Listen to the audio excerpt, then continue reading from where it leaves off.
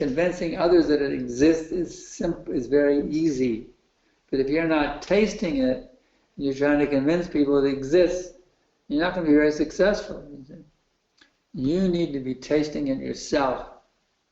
And then when you tell others about it, they can say, wow, just see, he's coming from such a high state of consciousness. So we have to taste it ourselves by giving up these offenses, 10 offenses against the holy name, you see. The nama-aparads.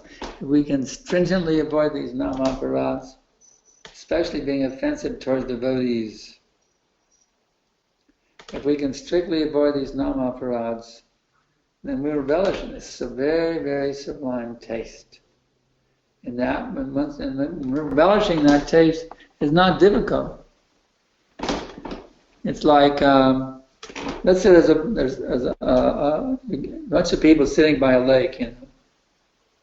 And one of the people, he says, you know, everybody should get in the lake. It looks like it'd be a really nice, pleasant experience to be in the lake. Everybody should go get in the lake, jump in the lake and swim. It looks like a great. So how potent will that be? And he's not in the lake. He's just sitting on the shore, inviting everybody else to get in the lake.